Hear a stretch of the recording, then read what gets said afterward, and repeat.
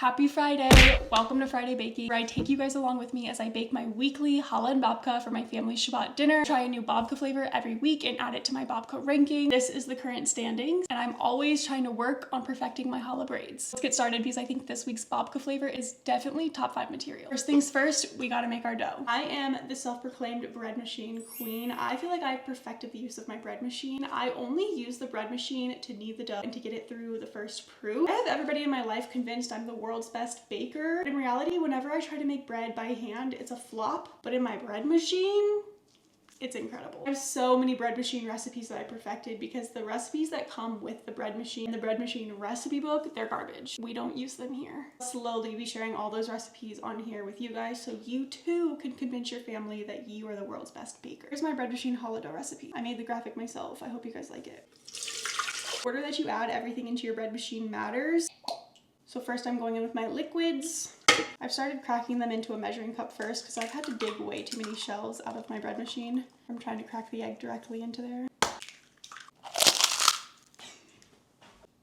Recipe, you can do a half cup of sugar or a quarter cup of sugar. I've done it both ways. I like my bread a little bit sweeter, so I do a half a cup. But if you want yours less sweet or you just want to use less sugar in general, you can do a quarter cup and it'll still turn out. Now I'm adding the dry ingredients in this order. Salt, flour. The flour, my original recipe called for 4 cups of flour, but honestly, the amount of flour can vary for so many different reasons. I started putting just 3.5 cups of flour, but it's going to be very rare that you only use 3.5 cups of flour. I just like to start with 3.5 cups of flour. I'll show you why in a minute. And lastly, I'm adding the bread machine yeast on top. You can use traditional yeast, but there's a totally different methodology to using that in a bread machine, so that's why I stick with this. Welcome to my bread machine. The only 2 bread machines I've ever used are the Cuisinart one, and then this one is by Panasonic. So these are the only 2 I can ever talk about or recommend. I like them both a lot. I wouldn't say I like one more than the other. I think they're both really good bread machines. The main thing I'm looking for in a bread machine is obviously dough settings. So this one has 4 dough settings. The basic dough setting, basic raisin dough, pizza, and then sourdough start. I eventually do want to get into sourdough, so you know when I do that I will be making sourdough bread machine videos, but that will most likely be after my bread machine series has finished. Cuisinart machine, I would just put it on the dough setting. For this one, I'm just going to put it on the basic dough setting. And I press start, and it starts mixing up, and then it'll begin kneading the dough. Now this is where I watch the dough as it kneads because this is definitely going to need more flour. Like I said before, the amount of flour can vary. That's why I like to do this, so I know my dough is going to turn out how I want it every single time. Sometimes help it out a little bit because I'm a bit impatient. This looks good. I'm gonna close the lid and let it do its thing. The bread machine did her thing, so now our dough is ready to be rolled out. Name a better smell than fresh dough. I'll wait. Whoops. My dough actually looks really nice this week. So I divided her into 3 beautiful little baby dough balls. We're gonna roll out both of our challahs. This week I'm gonna show you how to do a super quick 4-strand braid. This braid is super easy, great for beginners, and it's wonderful if you're in a hurry and don't want to take the time to do like a very intricate braid. For this braid, you divide the dough into 4 equal portions, as equal as you can get them. We all know I have yet to master this. You can use a kitchen scale, but I like to wing it. Then you're gonna roll each quarter out into a snake. The length doesn't matter, it just matters that they're all the same length. Then you form them into an X, then you just pull the opposite ends across from each other. Then you just keep crossing them until you get to the top, and then I just kind of squish the ends together. See how easy that was? And I feel like it's such a pretty braid. It's just a nice classic challah look. I'm just gonna repeat that process for challah number 2. I've been doing this braid a lot recently just because it's easy, but my favorite braid is definitely the 5-strand braid. So next week I'll do a tutorial on that braid. I feel like we started out strong and then I don't really know what happened here. So this one's getting a 6 out of 10 this week.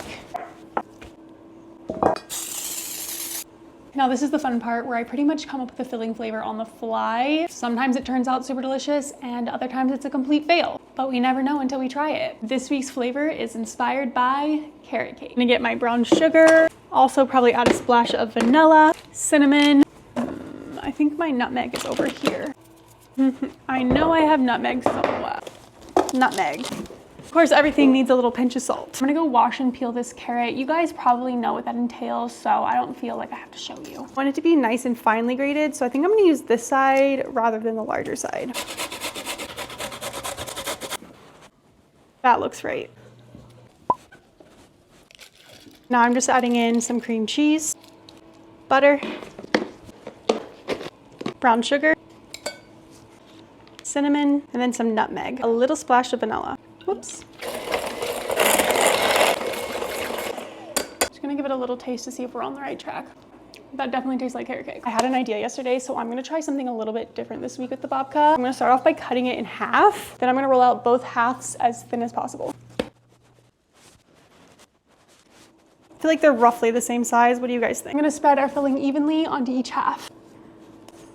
I was actually scared I didn't have enough filling, but it looks like I was wrong. This is definitely enough filling. Kind of wondering if I should have squeezed some of the water out of the carrots because it is a little bit wet. I don't know, we'll see.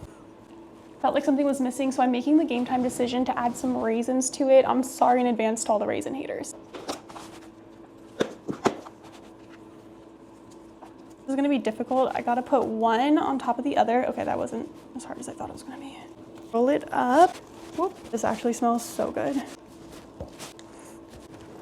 Look at that, oh my gosh.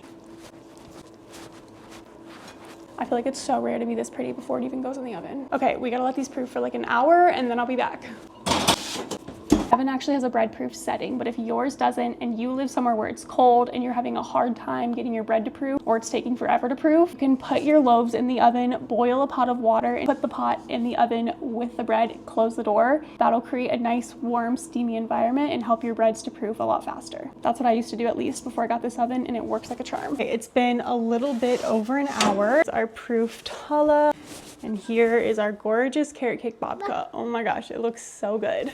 Heat my oven to 325. Prepare an egg wash for my challah. I put the egg wash on the babka, but I don't think I'm gonna do it this week just because there's so much filling and I don't really see a need for it. That was a fail.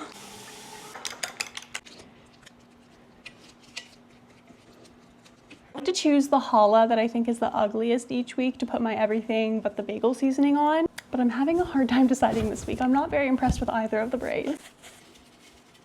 Everything but the bagel seasoning challah is my almost 5-year-old's favorite, and whenever I forget to do it, he is not a happy camper. Something I don't think I've shown on TikTok is halfway through the baking process, I do a second egg coat. It makes them extra golden.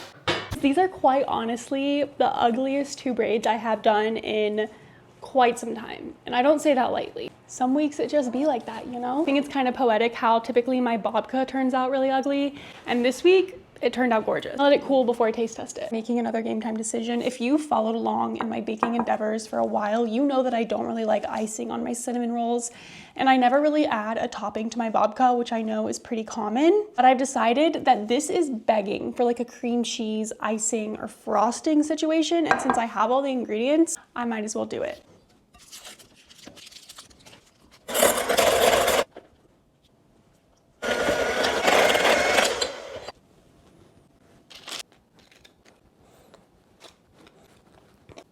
I didn't know you could do the same exact recipe but make it into cinnamon rolls, and I feel like it would be really, really tasty. Okay, now for the taste test.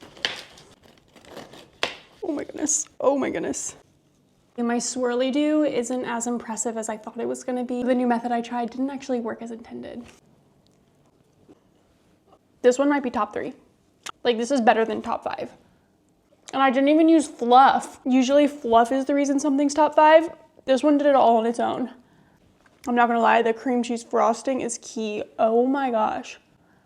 This is absolutely delicious. Everybody needs to try it. Thanks for baking with me this week. Hope everybody has a wonderful weekend. Bye guys.